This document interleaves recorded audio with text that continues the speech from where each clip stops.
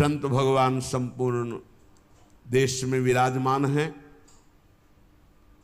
सबई सुलभ सब दिन सब देशा सुलभ हैं, पर इनको पहचानना बहुत कठिन है। संतों की कोई दुकान नहीं होती है और ना कोई, जैसा लिखा है, ना कोई उनके साइन बोर्ड होते हैं जिससे उनकी योग्यता पहचान ली जाए।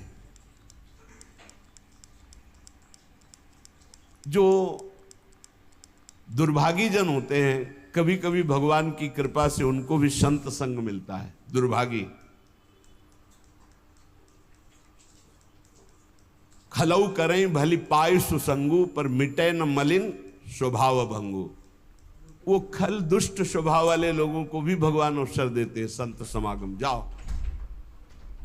पर वो देखने, सुनने, मनन करने की योग्यता न रखने के कारण वो और कुछ देखते हैं और निंदा करके अपने दुर्भाग्य को और पुष्ट कर लेते हैं।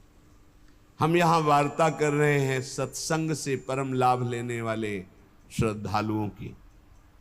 सत्संगति दुर्लभ संसारा, निमिष दंड भरी एक बारा। यदि एक बार भी संत का संग पलक झपकने भल के समय को मिल जाए तो जीवन का परिवर्तन निश्चित होगा। संत संग की पहचान जीवन का परिवर्तन हो जाना। पर प्रायः ऐसे संतों का संग प्रायः नहीं मिलता। बहुतायत होती है संत के भेष में वासनाओं की पूर्ति करने वाले असंतों की। लिखा हम बोल रहे हैं। कभी कभी तो ऐसा कि संत के भेष में घोर पाखंड पाया जाता है, जिससे बड़ा भ्रम, बड़ी वंचना सतमार्ग की हो जाती है। इतना संदेह पैदा हो जाता है कि सौभाग्यवशात यदि कहीं सच्चे संत मिल जाएं तो उन पर भी श्रद्धा नहीं हो पाती। ऐसा झकझोर दिया जाता है। जन्मार्जितानि पापानि नाशमायन्ति यस्य वै सत्संगतिर भवेत् तस्य नान्यथा घटते हिसा। बहुत जन्मों के जब सुकृत एकत्रित होते हैं, भगवान की कृपा करुणा बरसती है, तब संत संग का संयोग बनता है। हमारी श्रद्धा वहां समर्पित होती है। सत्संगो दुर्लभो अगम्यो अमोघस्य। अगर एक बार विशुद्ध संत मिल जाएं, पर मिलते भगवत कृपा से हैं, तो सच्ची कहते हैं उसका सारा काम बन जाएगा। सच्ची बात है, दोबारा फिर लिखा, सच्ची बात है। उस संत की प्राप्ति का मतलब है भगवत प्राप्ति। उस संत के संग का मतलब है भगवत साक्षात्कार। सच्चे संत का मतलब यह है कि तुम्हारा संसार का चक्र नष्ट हो जाएगा। निगमागम पुराण मत एहा, कहीं सिद्ध मुनि नहीं संदेहा। संत विशुद्ध मिलहि परि तेहि, चितवहि राम कृपा करी जेहि। निगम आगम पुराण समस्त शास्त्र सिद्ध मुनियों सबका एक मत है कि विशुद्ध संत उसे ही मिलते जिस पर भगवान की कृपा पूर्ण हो गई है। यद्यपि सब पर भगवान की कृपा है, सब पर मोरी बराबर दया, पर जो माया के खिलौनों में मगन हैं उन्हें गोद में बैठाने के लिए भगवान विकल नहीं होते। पर जो इन खिलौनों से थोड़ा भी ऊब करके भगवान को पुकारा तो कृपा की वर्षा कर दी और महत्पुरुषों का संग दे दिया। यदि ऐसे संतों का संग मिल जाए तो उनकी वाणी, संतों का आशीर्वाद क्या होता है? उनकी वाणी, उनकी वाणी से तुम्हारे हृदय में संपूर्ण पापों का नाश करके संगम प्रकाशित हो जाएगा। कर्मयोग, ज्ञान योग, भक्ति योग, इसका संगम प्रकाशित हो जाएगा। कह रहे जहां कर्म की कालिंदी में मिलती भक्ति की गंगा, सरस्वती हुए जहां ज्ञान की गूढ़ अगम में अभंगा। त्रिविध साधनों की बहती है सुंदर जहां त्रिवेणी, धन्य संत वाणी प्रयाग सी निश्रेयस निश्रेणी। कर्मयोग, भक्ति योग, ज्ञान योग, मानो कर्मयोग यमुना जी और परम ज्ञान योग सरस्वती जो गुप्त रूप में है, और प्रकाशित प्रगट भक्ति योग मानो गंगा जी, मानो गंगा यमुना सरस्वती का संगम। कर्मयोग, भक्ति योग और ज्ञान योग तीनों संत वाणी के द्वारा हृदय में प्रकाशित हो जाते हैं। भगवान व्यासदेव जी, वाल्मीकि जी, नारद जी, वशिष्ठ जी, सुखदेव जी, ये सब तो महान महान अवतारी पुरुष हैं। इन सबकी वाणी में जो शास्त्रों में वर्णन किया गया है, जो संतों ने वर्णन किया है, उसका जो अनुभव करके संत जन बोलते हैं, तो त्रिभुवन में कोई ऐसा नहीं है, अगर वो एक बार वाणी कान में पहुंच गई तो उसका परिवर्तन निश्चित है। उसके जीवन में भगवत प्रकाश निश्चित हो जाएगा संत वाणी से। निमिषार्ध, पलक झपकने के आधे समय के लिए भी यदि संत का संग हो जाए तो एक दिन ऐसा आएगा कि उसका मन हठात भगवान के चरणों में लग जाएगा। समय जरूर लगेगा। इसलिए प्रभु से प्रार्थना करो कि मुझे भगवत प्रेमी महात्माओं का संग मिले। प्रायः बड़े बड़े संतों ने भी यही मांगा है। अविरल भगति बिरति सत्संगा चरण सरोरुहु प्रीति अभंगा। आपके चरणों में अविरल भक्ति हो, संसार से वैराग्य हो तो कैसे हो? बोले सत्संगा, साधु संग से ही ये प्राप्त हो सकता है। बार बार बर मांगो हर्ष देव श्रीरंग, पद सरोज अनपायनी भक्ति। अनपायनी भक्ति तो कहां से मिलेगी? बोले सदा सत्संग, वो संतों के संग से ही प्राप्त होती है। अनुभूति युक्त वचन संतों से ही प्रकट होते हैं। पढ़ लिख कर प्रवचन और अनुभूति युक्त वचन में अंतर होता है। पढ़ लिख कर जो वचन होते हैं वो खोखले होते हैं, उनमें दम नहीं होती कि सामने परिवर्तन कर सके, क्योंकि स्वयं का परिवर्तन नहीं हो पाया। संतों के वचन में यह अंतर होता है कि प्रभु की कृपा का कारण विशेष उन्होंने अनुभव किया है।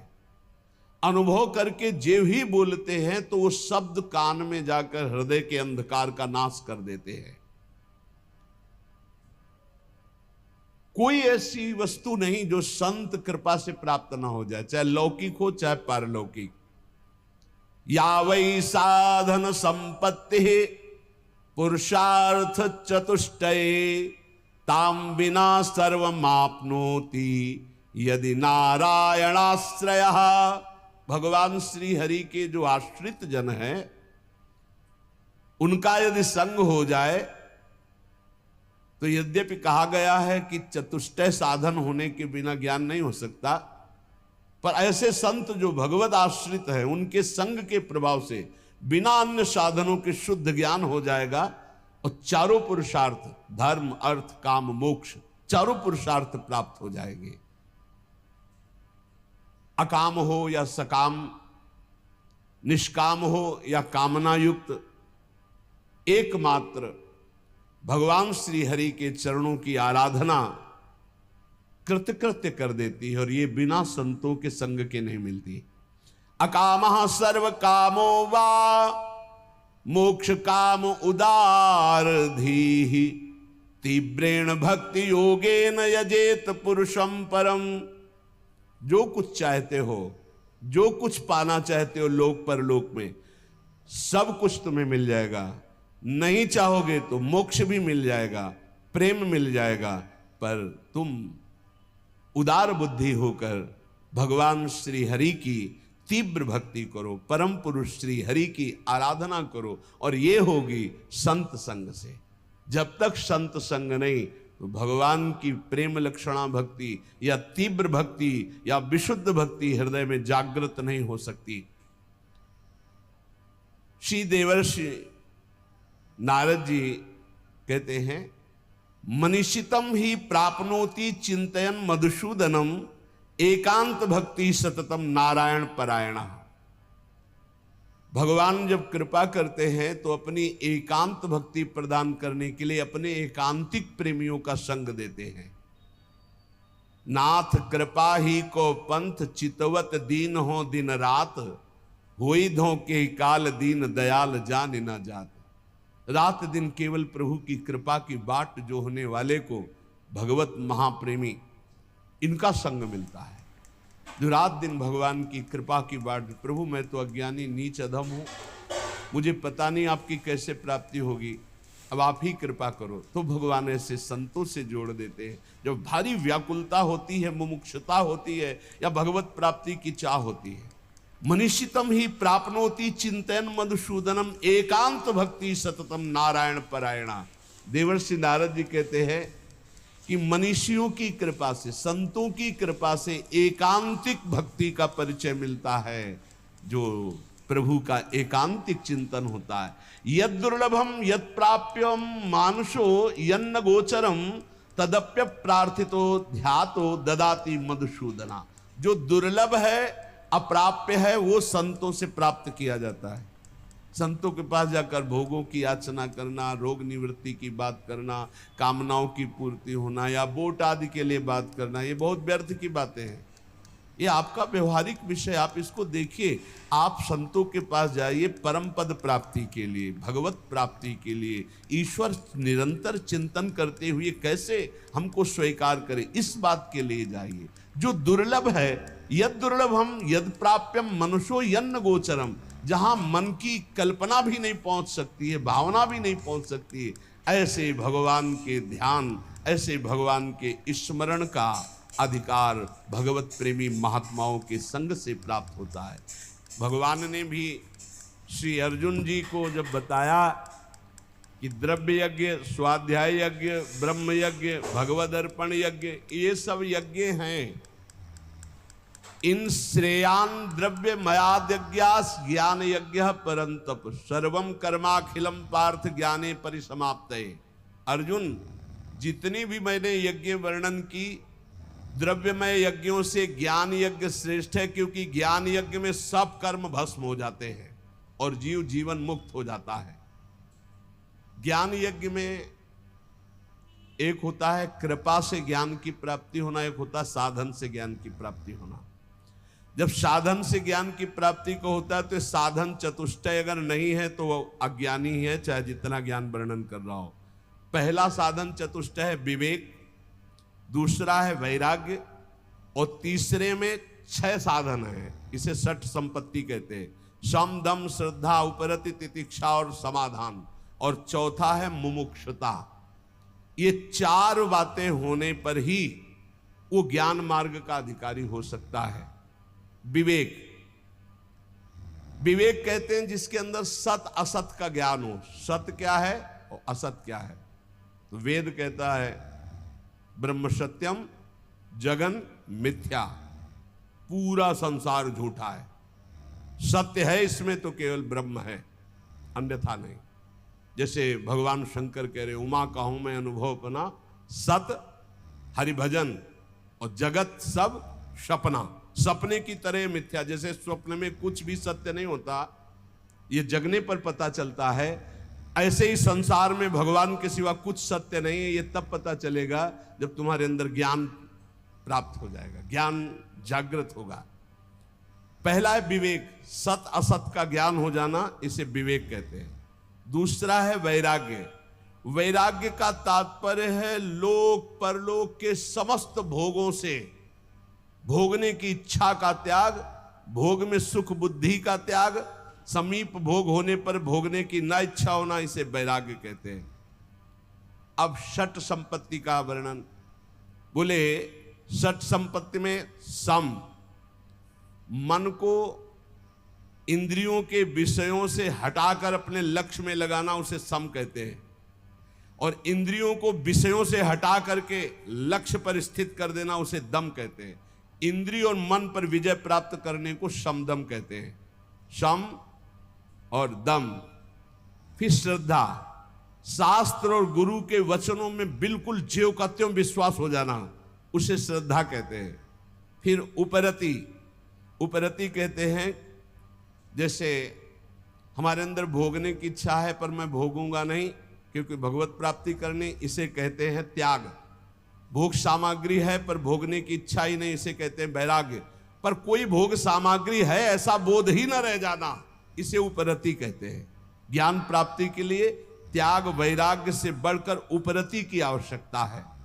उपरति, वृत्तियों का किंचन मात्र भी कोई भोग है ऐसा ज्ञान न रह जाना, उपरति कहते हैं। भोग है ऐसा ज्ञान ही न रह जाना। और तितिक्षा, सर्दी गर्मी, मान अपमान, निंदा स्तुति, इन सब को समान भाव से सह जाना तितिक्षा कहते हैं। और समाधान, चित्त का शंका रहित होकर परमात्मा तत्व में स्थित हो जाने का नाम समाधान है। चित्त का समाधान हो जाना, अब कोई प्रश्न नहीं, कोई शंका नहीं।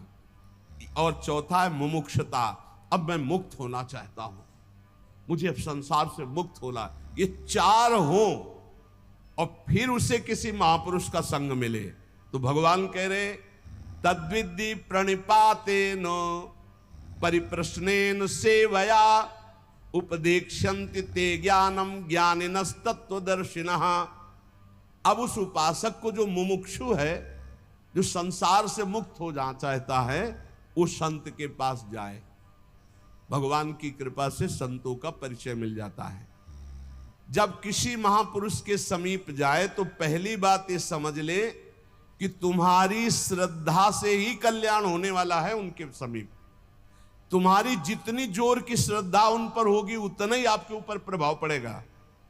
श्रद्धा की कमी होने के कारण संत के पास जाने पर भी महापुरुष जो उसे उपदेश दे रहे हैं वो अपना कल्याण नहीं कर पाएगा। अगर श्रद्धा जोर की है तो कल्याण हो जाएगा, मतलब आपकी श्रद्धा पर टिका हुआ है आपका कल्याण। वो संत महापुरुषों की वाणी तभी प्रभाव डालेगी जब आपके ऊपर प्रथम हृदय श्रद्धा जो करे, आचार्य जाय अनुसरे जहां जहां हरिवंश के। श्रद्धावान लभते ज्ञानम। अगर श्रद्धा में कमी है तो देखो दुर्योधन को भगवान समझा रहे हैं, लेकिन क्या समझ आई? क्या श्रद्धा में कमी इसलिए नहीं, भगवान समझा रहे हैं तो नहीं समझ में आई, नहीं कल्याण हुआ उसका। वो भगवान से कह रहा आप 5 गांव की बात कर रहे हो, मैं सुई की नोक भर नहीं दूंगा बिना युद्ध के। और भगवान बात कर रहे हैं, भगवान से कह रहा कि आप जानते हो कि आप ही धर्म को जानते हो, मैं धर्म को नहीं जानता। मैं जानता हूं, मैं जानता हूं, जानामि धर्मम नच में प्रवृत्ति, मेरी प्रवृत्ति नहीं है, मैं जानता हूं धर्म को। भगवान की एक बात भी नहीं मानी। ऐसे ही कह रहे ज्ञानी महापुरुष के समीप तुम्हारी श्रद्धा जितनी अधिक होगी उतना लाभ होगा। इसलिए सबसे पहले कह रहे तद्विद्धि प्रणिपातेन, वो तत्वदर्शी तत्व ज्ञान प्राप्त महापुरुषों के पास जाकर के उनको पहले साष्टांग दंडवत करो। प्रणिपातेन, साष्टांग का तात्पर्य होता है मैं आपकी आज्ञा के अनुसार चलूंगा, मैं आपका शरणागत हूं। पूरा ऐसे हाथ उठा के जब हम साष्टांग जब करते हैं तो ऐसे करते हैं, हाथ उठाते हैं फिर हाथ जोड़ते हैं फिर लेट जाते हैं, उसे साष्टांग दंडवत करते हैं। प्रणिपातेन, ज्ञान की प्राप्ति के लिए संत स्वरूप सदगुरु के पास जाकर उन्हें साष्टांग दंडवत प्रणाम करे, अर्थात नीचवत सेवेत सदगुरुम। सदगुरु का सेवन अपने को सबसे नीच समझकर किया जाता है। अपने शरीर से गुरु का कभी निरादर तिरस्कार ना होने पाए।